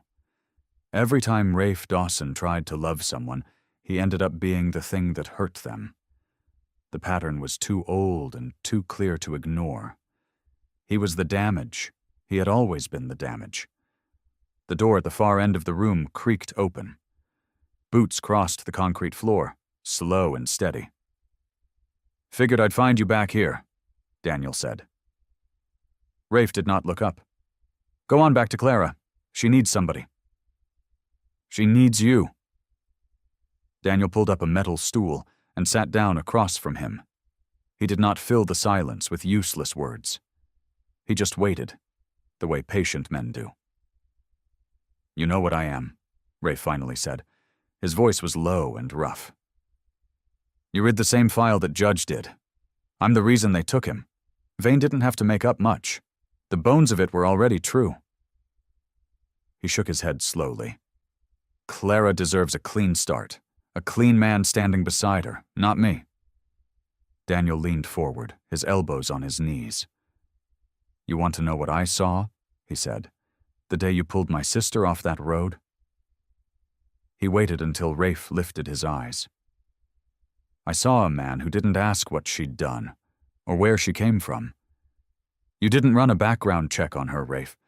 You just gave her your jacket and decided she was worth saving. You've been deciding that every single day since." Rafe said nothing. His throat had gone tight. "My sister spent 25 years surrounded by men who told her they were perfect," Daniel went on. "Men who claimed they had all the answers. Vane, the elders. Every one of them wore a clean face and a clean story, and every one of them was rotten underneath." His voice dropped. Clara never needed perfect. She had perfect. Perfect nearly destroyed her. He reached out and gripped Rafe's shoulder, hard. "You spent your whole life believing you were the damage," Daniel said. "Maybe you were actually the person sent to stop it. She didn't need a hero without scars. She needed somebody who would stay." The words landed somewhere deep, in a place Rafe had kept locked for years. He thought of Noah's little hands reaching back for his mother. He thought of Clara on her knees, whispering that they had lost everything. Slowly, Rafe stood. "Then I stay," he said. Clara sat at the small kitchen table with her hands wrapped around a mug of tea that had gone cold long ago. She had not taken a single sip. The steam had stopped rising an hour back. She just held it because holding something felt better than holding nothing at all. Noah's blanket lay folded on the chair beside her. She had washed it that morning, even though it did not need washing. She had needed to touch it, to smell it, to pretend for one small moment that he was still close. The house was too quiet. That was the worst part. For weeks, the clubhouse had been full of his little sounds, his fussing in the night, his soft breathing against her chest. Now there was only silence, and silence felt like a hand pressing down on her heart. She could have stayed lost in it. She almost did. But somewhere inside her, a different voice began to stir. A quieter, older voice. The one that had gotten her through 25 years inside the Covenant. Do something. Anything. Don't sit still and wait for them to win. Clara set the mug down. She reached for the notebook Daniel had given her days ago, the one she had been too afraid to open. She flipped it to a clean page and picked up a pen. Her hand shook, but she pressed the tip to the paper anyway. She started writing everything she knew. The hidden paths through the mountains. The names of the women who had disappeared. The night the elders came for Sarah's baby, and how Sarah had screamed until they carried her away. The financial records she had glimpsed once, tucked inside Vane's private study. The way he smiled while he stole people's freedom, calling it a blessing. Page after page, the memories poured out of her. Some of them hurt so badly she had to stop and breathe. But she kept going. And as she wrote, a truth began to take shape in front of her, clear as morning light. The Covenant had not survived because it was strong. It had survived because people were afraid. Frightened mothers who whispered instead of shouted. Frightened fathers who looked away. Frightened children who grew into frightened adults, all of them believing that silence was the only way to stay alive. Vane did not need chains or locks. Fear did all the work for him. Fear had built his walls higher than any fence ever could. Clara had been one of those silent people. Even when she helped others escape, she had done it in the dark, in secret, always hiding, always trembling. She had never once stood in the light and said the words out loud. They hurt us. He hurt us. And it was wrong. She stared at the notebook until the words blurred through her tears. The door opened. Rafe stepped inside, and something in his face had changed. The heaviness she had seen that morning was gone. In its place was a quiet, steady strength. "Clara," he said gently, "you all right?" She wiped her eyes and looked up at him. For a long moment she did not speak. Then she stood, the notebook clutched against her chest like a shield. "My whole life," she said, her voice trembling but growing stronger with each word. "Fear told me what to do. It told me to stay quiet, to keep my head down, to hide in the dark and pray nobody noticed me." She swallowed hard. "Even when I ran, I was still hiding. I ran because I was scared. I helped those women in secret because I was scared. Fear made every single choice for me." Rafe stayed still, listening. "But fear is exactly how Vane keeps winning," Clara went on. "He doesn't need locks. He just needs us to be afraid, and I'm done being afraid." She lifted her chin. Tears ran freely down her cheeks now, but she did not look away. "I'm going to testify in public. I'll stand up in front of everyone and tell the whole truth, with my real name and my real face. No more hiding, Rafe. No more whispering in the dark." Her hands shook, but her voice did not. "Fear controlled my entire life," she said. "I refuse to let it control me anymore." The courtroom was packed. Every seat was full, and people stood along the back wall, shoulder to shoulder. Clara had never seen so many faces in one place. She stood at the front, near the witness stand, her hands folded tight in front of her. She wore a simple gray dress. Her hair was pulled back neat and clean. She looked small in that big room, but she did not feel small. Not anymore. Rafe sat in the second row, Daniel beside him, and spread through the crowd were the bikers, their leather vests dark against the wooden benches, their faces steady and calm. They were here for her. All of them. "Miss Whitmore," the judge said. She was an older woman with silver hair and kind but serious eyes. "Please tell the court, in your own words, what happened." Clara took a breath. Her heart pounded. But she stepped up to the stand and sat down. "My name is Clara Whitmore," she began. Her voice trembled, then steadied. "I was born inside the covenant of the pure dawn. I lived there my whole life, 25 years, until I ran away with my son." The room was silent. Not a single sound. "They told us it was a family," Clara said. "They told us we were blessed, but it was not a blessing. It was a cage. The elders controlled everything. Who we married, what we wore, what we believed. And when a woman had a baby, they took the baby away." A murmur rolled through the crowd.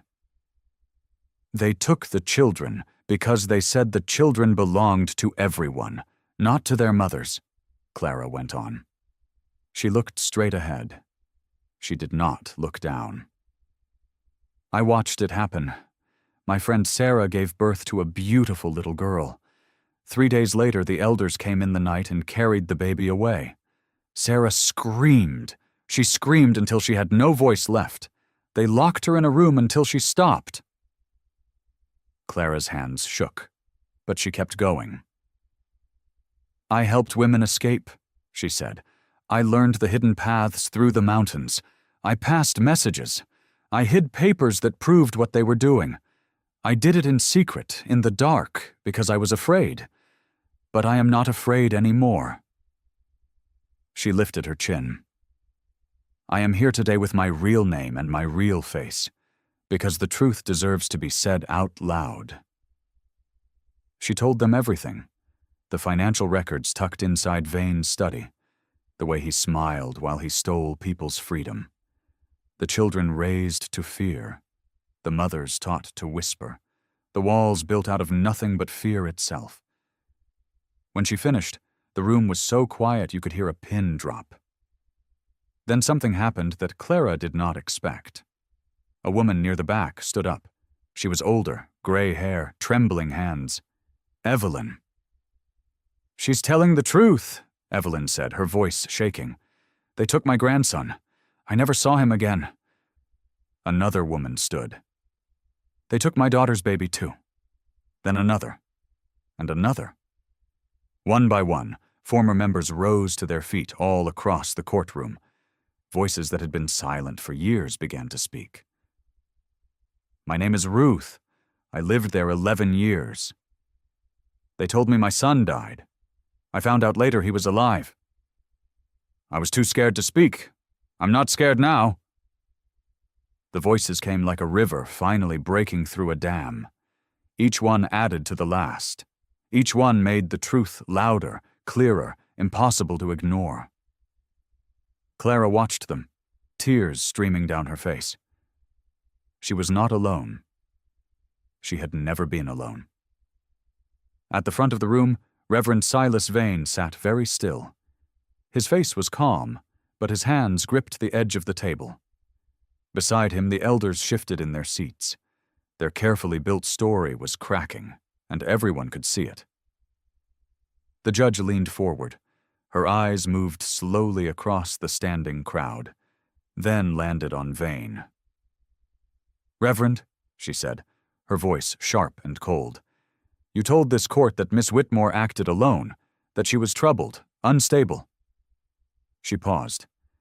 "But I count more than a dozen people standing here who tell a very different story." Vane opened his mouth. No words came. "I have questions for you," the judge continued, "and I expect honest answers." She folded her hands. "How many children have been separated from their mothers inside your community?" The elders looked at one another. For the first time, the fear was theirs. Reverend Vane never answered the question. He stared at the floor while his lawyer whispered fast in his ear. The judge waited. When no answer came, she made a small note and moved on. The next part of the day belonged to the evidence. A lawyer stood and laid out the papers Clara had hidden. financial records, birth logs, lists of names and dates. Each page told a story the Covenant had tried to bury. The judge read slowly, turning each sheet with careful fingers. The room held its breath. "These documents," the lawyer said, "show a clear pattern. Children removed from their mothers within days of birth. Records altered, names changed. Miss Whitmore did not steal her son from a family. She saved him from a system that planned to take him away." The judge lifted her eyes. "And the accusation that the child was in danger while in Miss Whitmore's care?" "We would like to call witnesses to that point, Your Honor." Marcus Callahan stood up first. Big Bear, they called him. He shuffled to the stand, his leather vest creaking, his gray beard neat for once. He looked out of place in that fancy room, and he knew it. But he sat down and folded his rough hands in his lap. "Please state your name," the lawyer said. "Marcus Callahan. Folks call me Bear." "Mr. Callahan, you were present when Clara and Noah stayed at your community. Tell the court what you saw." Bear cleared his throat. His voice came out gruff but gentle. "I saw a scared girl and a tiny baby," he said. "First night, she wouldn't let anybody near that child. Held him so tight I thought she'd never let go. We didn't push. We just fed her. Kept her warm. Fixed up her feet. They were tore up something awful from running." He paused, looking down at his hands. "That baby was safe with us. Safer than he'd ever been. And Rafe, well..." Bear glanced towards the second row. "I've known Rafe 20 years. Hard man, angry man, for a long time. But I watched him change in front of my own eyes. He built a crib out of scrap wood. Sat up all night when the little one had a fever. That's not a dangerous man. That's a father."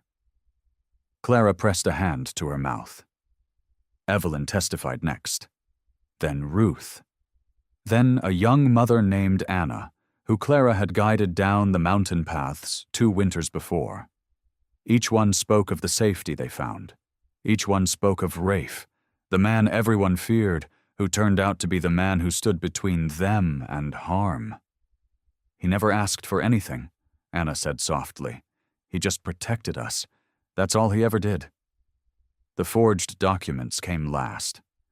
The papers Vane had made, claiming Rafe's history made him unfit.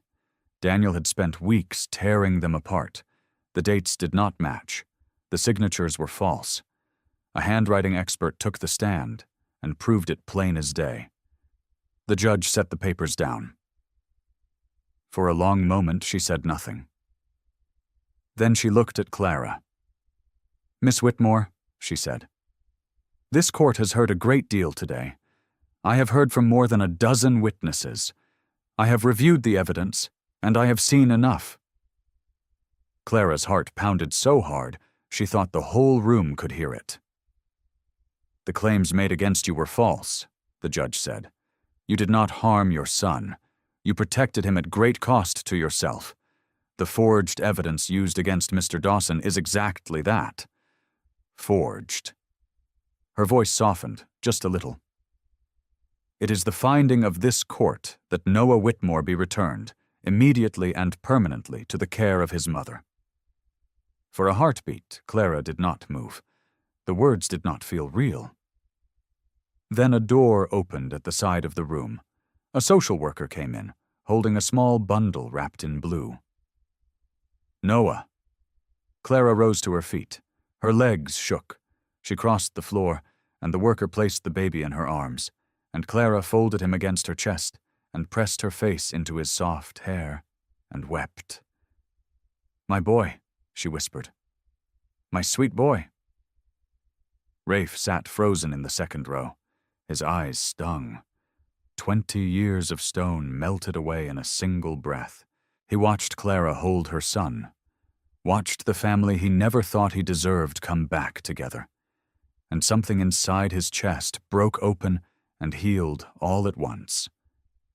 They were whole again. The seasons turned. Winter softened into spring, and spring warmed into summer. The old clubhouse looked different now. It used to be a rough place. Bare walls, the smell of oil and smoke, a gravel lot filled with parked bikes and little else. Men gathered there to drink and swap stories, and most folks in town crossed the street rather than walk too close. But things changed. Clara stood in the doorway one warm morning, holding Noah on her hip. The baby had grown. He was chunky now, with fat little cheeks and a laugh that filled the whole room. He reached toward the sunlight coming through the window and squealed. "Easy, little man," Clara said, smiling. "You'll fall." Inside, the clubhouse buzzed with life. Someone had painted the walls a soft cream color. A row of donated cribs lined the back room, each one repaired by Bear's careful hands. A long table sat in the middle, covered in bowls of oatmeal and plates of toast. Around it sat a handful of new faces. A young woman with a bruise fading on her cheek. A mother with 2 small children who had arrived in the middle of the night. An old man who had nowhere else to go. They called it a shelter now, though nobody had bothered to make it official. Word simply spread. If you were running from something, if you were scared and had nowhere to turn, you could come here. The bikers would take you in. No questions, no conditions, just a warm bed and a plate of food and men who would stand between you and whatever chased you. Daniel walked in from the yard, wiping grease from his hands with a rag. He had settled here too. He and Clara had years to make up for, and they were making up for them one day at a time. He kissed his sister's cheek and tickled Noah under the chin. "He's getting big," Daniel said.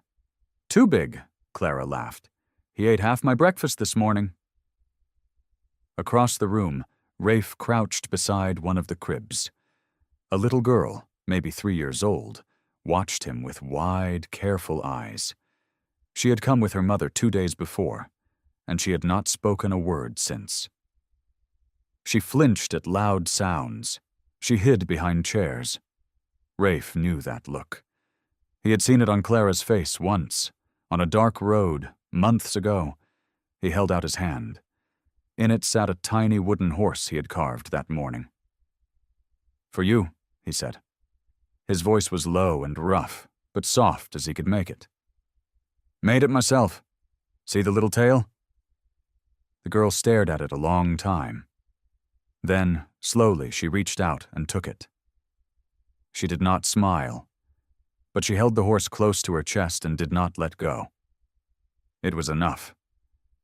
Rafe stood up, his knees creaking, and stepped back to give her space.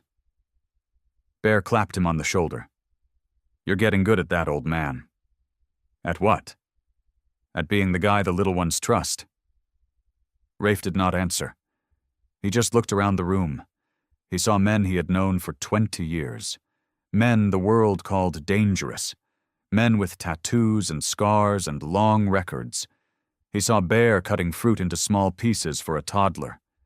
He saw a biker named Tank rocking a fussy baby while the mother finally slept. He saw another sweeping the floor, humming a tune under his breath. These were the men people feared, the men mothers warned their children about, the men who got followed around in stores and stared at on the road. And here they were, feeding the hungry, sheltering the lost, guarding the ones nobody else would protect. Rafe felt something shift deep in his chest. For most of his life, he had believed he was the damage, the broken thing, the man who ruined everything he touched. But maybe Daniel had been right all those months ago. Maybe he had never been the damage at all. Maybe he had been the one sent to stop it. He watched the little girl clutch her wooden horse. He watched Clara laugh with Noah in her arms.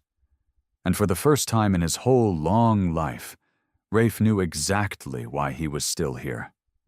Later that afternoon, when the clubhouse had grown quiet and the children napped in their cribs, Clara found Rafe out in the yard. He sat on an old wooden bench near his motorcycle. The sun hung low, painting the gravel gold. He held a small photograph in his rough hands, the edges worn soft from years of touching. Clara sat down beside him. She said nothing at first. She had learned over these long months that some silences needed to breathe before words could fill them. "That her?" she finally asked, nodding at the photo. Rafe's jaw tightened. "Emily," he said. "She was maybe 10 here. Front tooth missing. She hated that picture." Clara looked closer. A young girl with Rafe's stubborn chin smiled up at her, gap-toothed and squinting in the sun. "You never talk about her," Clara said gently. "Not much to say." He rubbed his thumb across the photo. "I had a daughter. I lost her. My fault. All of it." Clara studied his face. She saw the guilt there, heavy as stone. She knew that weight. She had carried her own version of it for years. "Rafe," she said softly, "can I tell you something?" He nodded. "When I found you on that road, I thought my life was over. I thought I was too broken to be anything to anybody."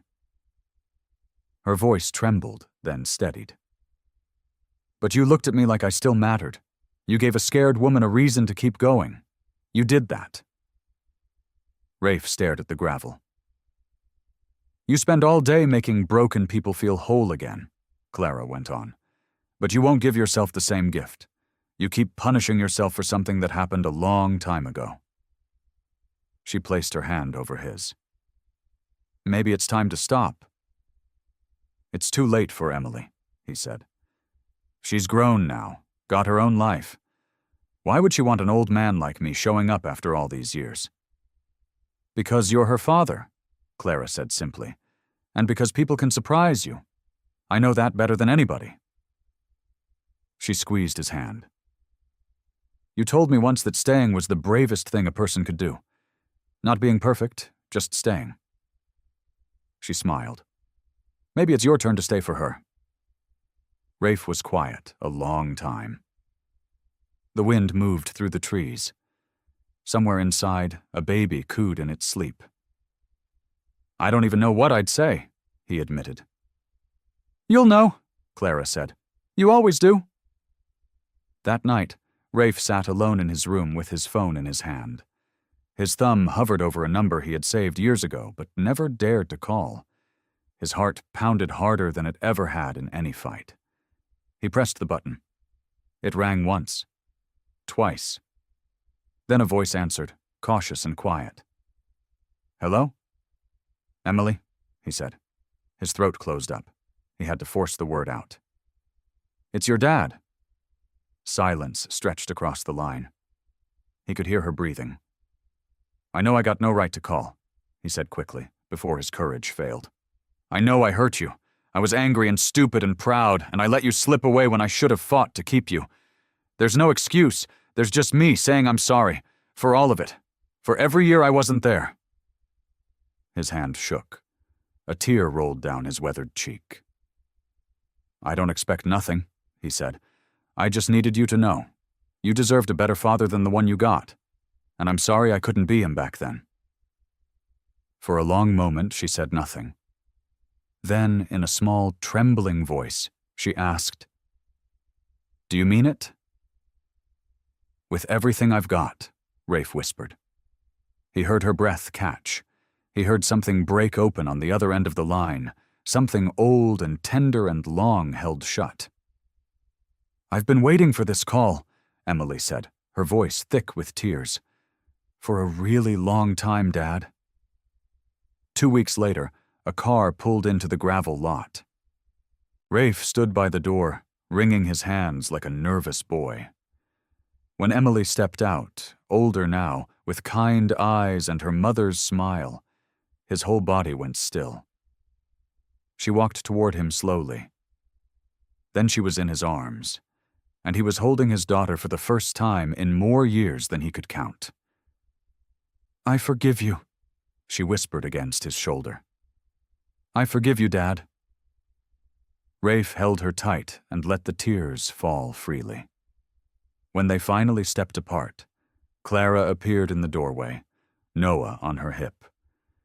The baby reached out, babbling toward the man he loved best. Rafe took him gently and turned to his daughter. "Emily," he said, his voice full. "There's someone I want you to meet. This is Noah. He's kind of the reason your old man figured out who he was supposed to be." Emily smiled through her tears and touched the baby's tiny hand. Noah gripped her finger and squealed, and Emily laughed, a bright, watery sound. "Hi, Noah," she said softly. And Rafe stood there, his daughter beside him, and the little boy in his arms, surrounded by the family he had built and the family he had found again. For the first time in his whole long life, his heart was full. The road looked different in the daylight. 1 year ago, Clara had stumbled down this same stretch of highway in the dark, her feet bleeding, her blue dress torn, Noah pressed tight against her chest. Now she stood on the shoulder of the road in a soft, yellow sweater, the afternoon sun warm on her face. The gravel crunched beneath her shoes. The trees swayed gentle in the breeze. Rafe parked his motorcycle a little ways off. Noah, now a chubby toddler, sat happily on Rafe's shoulders, his small hands buried in the older man's graying hair. Clara walked forward slowly. She stopped at a spot in the grass, a patch that looked just like every other patch. And yet she knew it. Her body knew it. This was where she had fallen. This was where she had given up. She knelt down and touched the grass. Memories rushed back, sharp and cold. She remembered how her lungs had burned, how her legs had finally quit. She remembered lying there in the dirt, sure that the elders would find her, sure that they would take Noah, sure that everything she loved would be ripped from her arms. She remembered whispering a prayer to a sky that felt empty. She remembered thinking, "This is where I die." "Clara?" Rafe's voice was soft behind her. "You okay?" She stayed crouched for a moment longer. Then she stood and turned to face him. "I was so scared," she said quietly. "Right here. I thought it was over. I thought I had nothing left." Rafe walked closer, careful, with Noah giggling above him. He knew this place too. He had never forgotten the sight of the young woman lying in the grass, or the words she had whispered up at him. "Please don't let them kill us, sir." "I almost rode past," he admitted. He looked down at the ground, then back at her. "I'd learned to keep moving, not to stop for trouble, but something made me stop." He shook his head slowly. "I still don't know what." "I do," Clara said. She stepped toward him. Noah reached down and patted her cheek with one sticky hand, and she smiled up at the little boy who had grown so much. "You stopped because you're a good man," she said, "even when you didn't believe it, even when the whole world told you different." Her eyes shone. "You stopped because that's who you really are, Rafe. Underneath everything." Rafe's throat tightened.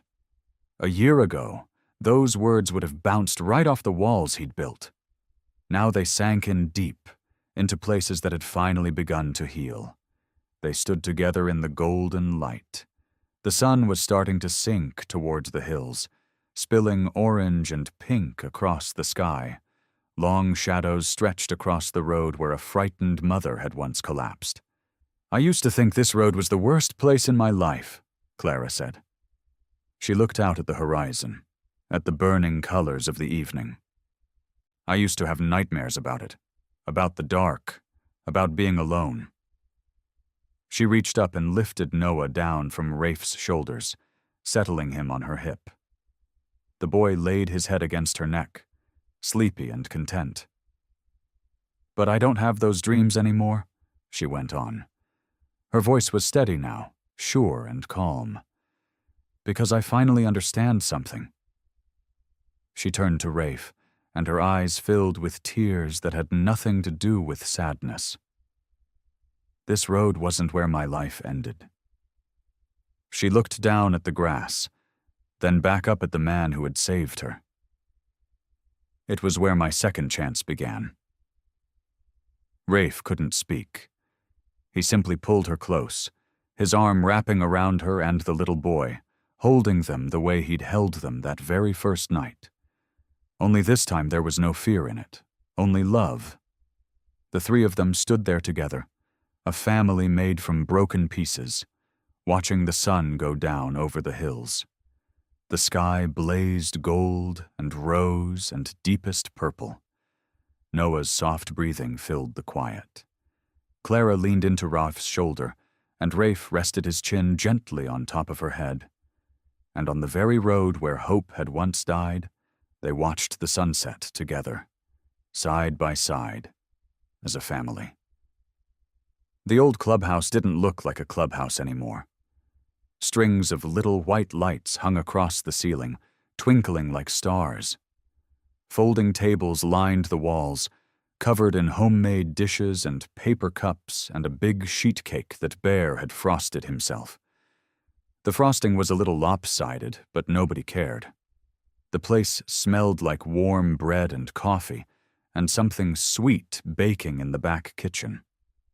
The support center was full tonight, full of people. Women who had once been trapped inside the Covenant now stood laughing near the windows, holding plates of food. Children chased each other between the tables, shrieking with joy. Old bikers in leather vests knelt down to help toddlers stack blocks, their rough hands gentle as could be. Evelyn sat in a soft chair by the wall, a blanket over her knees, watching it all with tears shining in her kind old eyes. Daniel stood near the door, arms crossed, a quiet smile on his face as he watched his little sister move through the crowd. Clara wore her yellow sweater. Noah toddled beside her, holding tight to two of her fingers, until Bear scooped him up and tossed him gently in the air, making the boy squeal. Someone tapped a spoon against a glass. The room slowly went quiet. Clara looked around at all the faces turned toward her.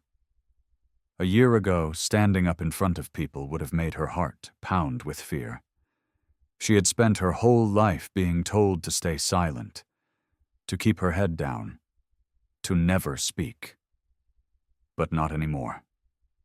She took a breath and stepped up onto a small wooden crate so everyone could see her. "I'm not real good at speeches," she started, and a few people laughed softly. "So please be patient with me." She looked down at her hands, then back up. "1 year ago, I was lying on the side of a road," she said. Her voice was steady, but it carried something deep underneath it. "It was dark. I was hurt.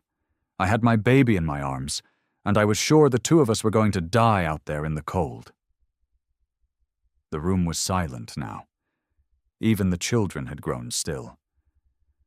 "I had prayed so many times that someone would come," Clara went on, "but nobody ever did.